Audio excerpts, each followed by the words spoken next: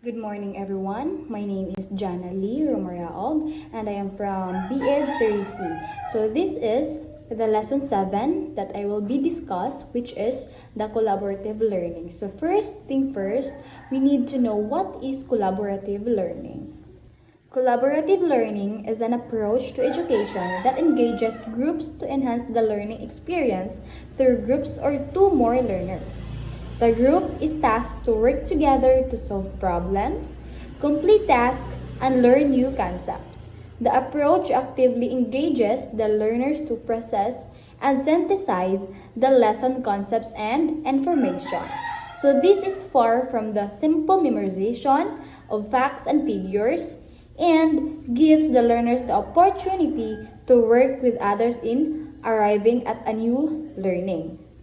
So, meaning to say, collaborative learning is a way of a learning where students work together in a groups instead of memorizing facts.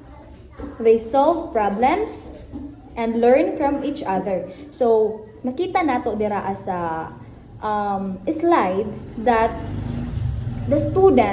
it helped the students to understand the material better and learn more effectively. Meaning to say, nga dili lang sila ingon nga they are just listening or sitting there in a chair, mamino lang sa imo, but they are active learners. So, mahimo sila active learners, dili lang ingon nga they are just memorizing the facts, but they can solve problems and learn from each other through collaborative learning. So next slide. There are benefits of using collaborative learning in the classroom. So first is turning learning into an active process. So instead of passive absorption of information, students should actively participate. So from my statement, no, like for example,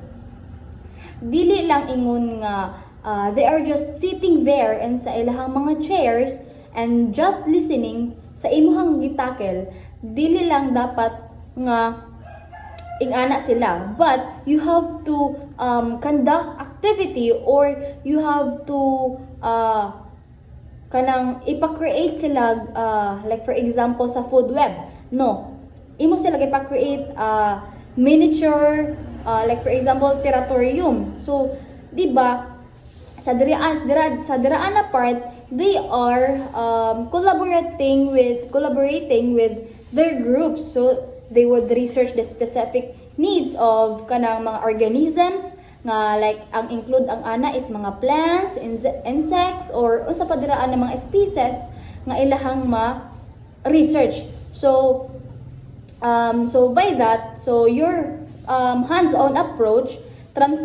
transform to learning from a passive activity to an active. So it is kuana siya kaning naanay nahitabo nga collaborative with their teammates. So next is notion of learning from others. So kani is very common na jud ni siya because even us student, di ba, we are also learning from others.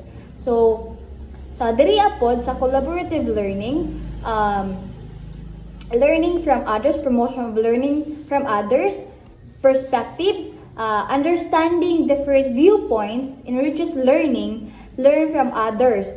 Di ba? Makahear tag others ideas from diverse perspective. So, like for example, ani no, if sa imong grupo, you have the idea nga you are going to discuss like for example lang kanang historical event. So you are sharing to them different perspective from people who live in during that time. So by that maka-understand sila nga o maka-learn sila nga that time is ingana ang situation o mga experience sa mga tao during that time sa historical event.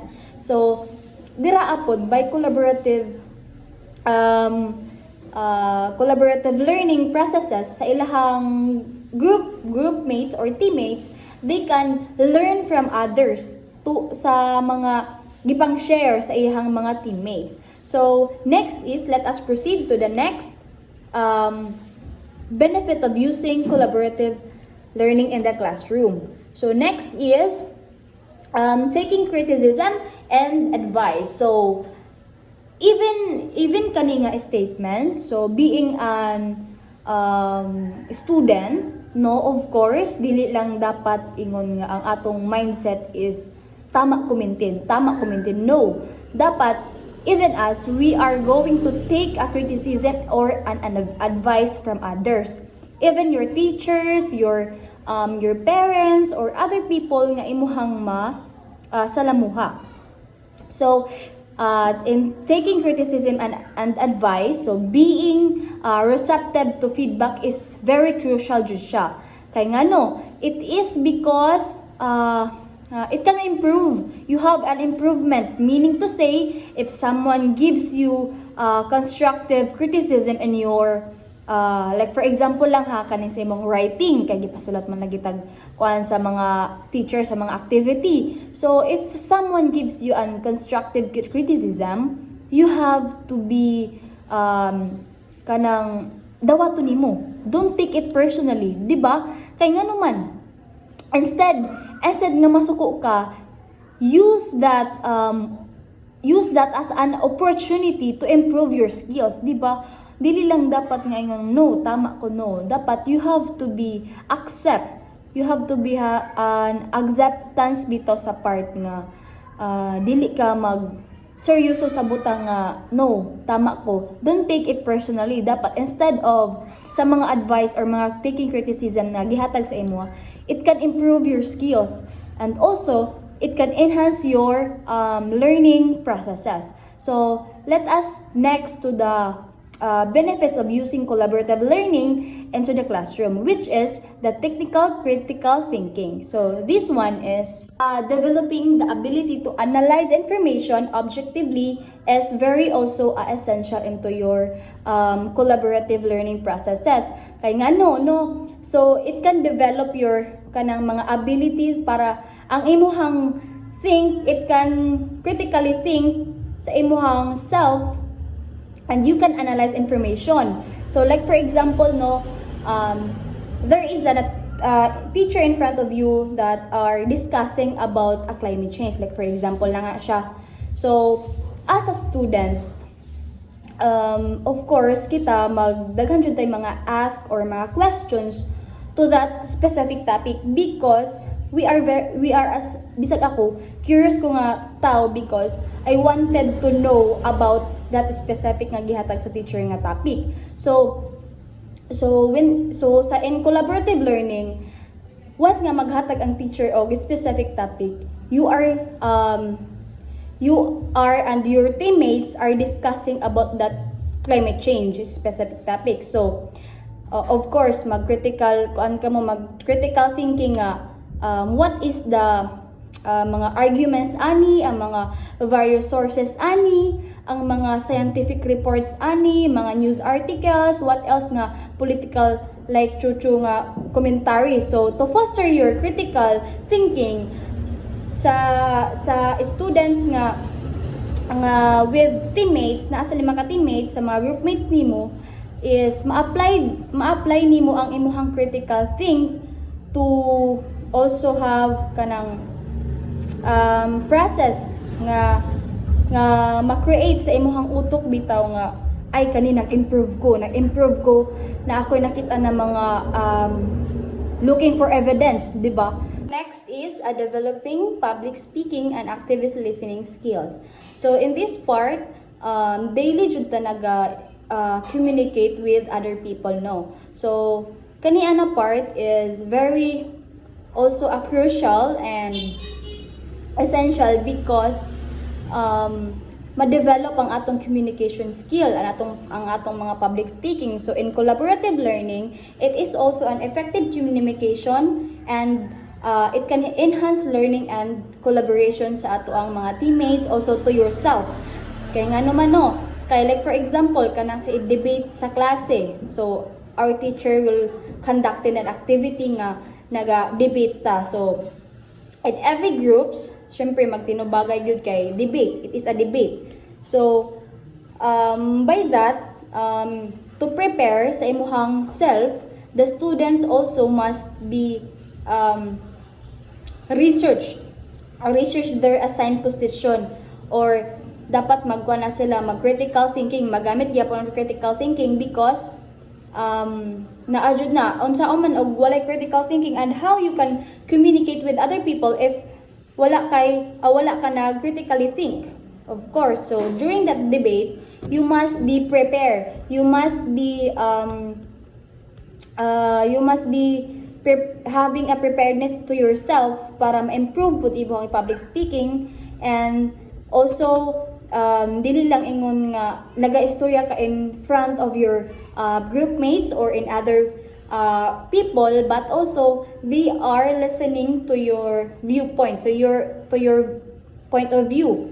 So this exercise is not only improves our public speaking no sa collaborative learning, but also it can enhance our ability to listen critically and engage in a respectful dialogue. So in essence, no, in conclusion and overall, this slides also it advocates for a holistic approach to learning that emphasizes active participation unsa pa. So it can also diverse perspective and constructive feedback, katong mga benefits, critical analysis, effective communication. So by incorporating these elements, so students can become more engaged and informed. And lastly, it can we are capable learners sa in everyday nato na communication.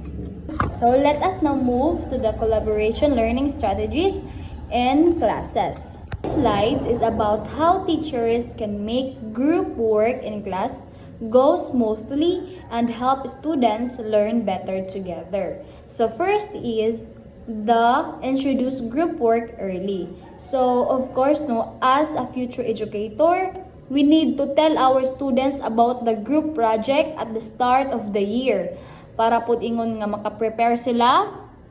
They have the good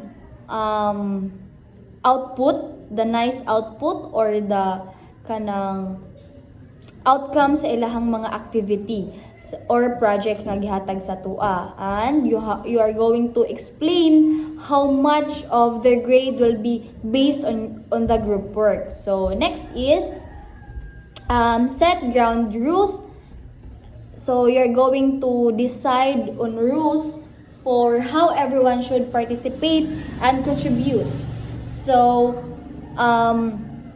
you are going to decide, ikaw jud mag-decide, of course, no, sa mga rules for how everyone should be participated and share ideas sa ilahang mga teammates or group mates. So for example, mo agree sila nga ang everyone get a chance to speak and that all ideas are welcome para naa sila yung mga ideas nga ma-share sa everyone or sa ilang mga teammates and group mates. So you should be the one who set the ground rules. You have to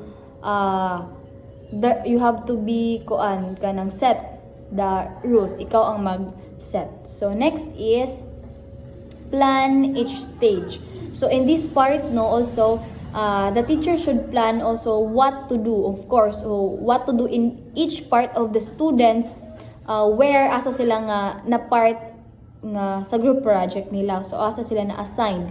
So it is also they can also